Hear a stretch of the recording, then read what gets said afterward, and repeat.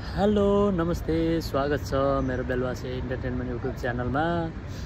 यतिखेर म चाहिँ परदेशमा दुबईमा छु। के छ सन्चै हुनुहुन्छ तपाईहरुलाई? मलाई नि ठीक छ, सबै राम्रै छ। यतिखेर चाहिँ म ड्युटी सकेर ओरेर चाहिँ रेस्ट टाइममा छु। अनि एउटा चाहिँ इन्फर्मेटिभ एउटा भिडियो चाहिँ दुबई आउन चाहनेहरुका लागि एउटा इन्फर्मेटिभ भिडियो चाहिँ बनाऊ भनेर चाहिँ म एउटा लागेको। यतिखेर म चाहिँ दुबईको DIC भन्ने ठाउँमा छु। दुबई इन्डस्ट्रियल सिटी भन्छ यसलाई। यो तपाईको जाबलेलीदेखि चाहिँ 20 मिनेट, एक्सपो मेट्रो स्टेसनबाट 20-25 मिनेट लाग्छ। अलि गाउँ एरिया छ। मैले यहाँ दुबईमा 5-6 वर्षमा चाहिँ अहिले 6 वर्ष रनिङ छ। यसमा चाहिँ आफूले भोगेका देखेका कुराहरू, कसरी दुबई आउँदा ठीक हुन्छ, कुन काममा आउँदा ठीक हुन्छ, कुन काम कस्तो हुन्छ भन्ने कुरा चाहिँ केही जानकारी दिन गइरहेको छु। भिडियोलाई अन्तिमसम्म हेरेर साथ दिनु होला है त। मैले जानकारी दिन खोजेको कुरा के हो भने मार्केट लाइनमा आउँदा कस्तो हुन्छ, अनि तपाईको यो क्याटरिङ भन्छ यसमा आउँदा कस्तो हुन्छ, सप्लायर भिसामा आउँदा कस्तो हुन्छ, मैले केही बुझेको जानकारीहरू तपाईहरु समक्ष सम्प्रेषण गर्न गइरहेको छु। तपाईहरुलाई यो भिडियोले चाहिँ केही राहत मिल्नेछ भिडियो हेरिदिनु भयो भने है त। मार्केट लाइनमा ठिकै हुन्छ हैन। मार्केट लाइनमा तपाईको 12-18 घण्टा ड्युटी हुन्छ। छुट्टी चाहिँ महिनाको एउटा हुन्छ। कुनैमा राम्रो पनि हुन्छ हैन। लुलु जस्तो ठुलठुलो मार्केटमा राम्रो पनि हुन्छ। अनि त्यसमा बोनस टिप्सहरु हुन्छ हैन। मार्केटमा मैले 5 वर्ष गरेको, मार्केटमा ठिकै हुन्छ हैन। काम यतिकै नि गाह्रो हुन्छ, तर चाहिँ हिसाब यताउता पैसा चाहिँ ठिकै हुन्छ। काम चाहिँ अलि गाह्रो हुन्छ, छुट्टी हुँदैन।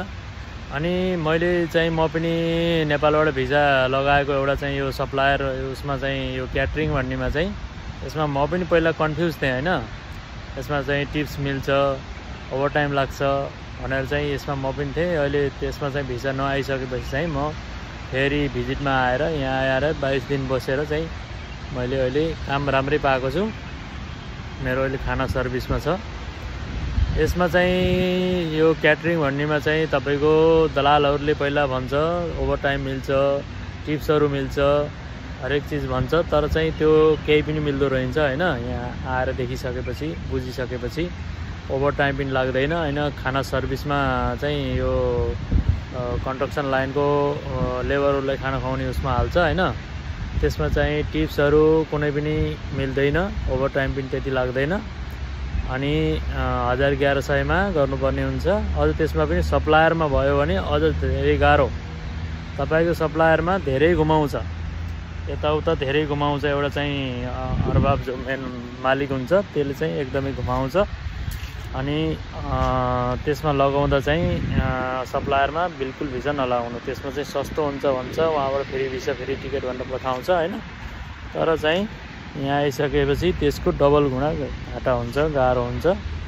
त्यो चाहिँ बुझ्नुपर्ने कुरा हो। अनि 1500 स्यालेरी यताबाट कम्पनीले दियो भने पनि त्यसमा सप्लायरले काटेर 1100 दिन्छ के। त्यस्तो एकदमै गाह्रो छ। त्यो भएर केही जानकारी दिउँ भनेर हो। बाँकी चाहिँ अहिले दुबईले चाहिँ भिसा दिइरहेको छैन नेपालीलाई। त्यो भिसा चाहिँ खुल्छ पक्कै पनि। अनि अहिले चाहिँ दुबईमा मान्छे नेपालीहरु धेरै नै आइसकेको हुँदा एकदमै दक्ष जनशक्तिवाला सिप भएको, बोल्न जानेको त्यो मान्छे खोजिरहेको छ। त्यो भएर चाहिँ हातमा सिप भयो, बोल्न जानेको भयो भने चाहिँ कुनै पनि गाह्रो हुँदैन। तर चाहिँ कुनै भाषा पनि जानेको छैन, काम पनि जानेको छैन भने दुबईमा आएर एकदमै दुःख पाइन्छ। त्यो कुरा चाहिँ बुझ्नुपर्ने कुरा हो हैन।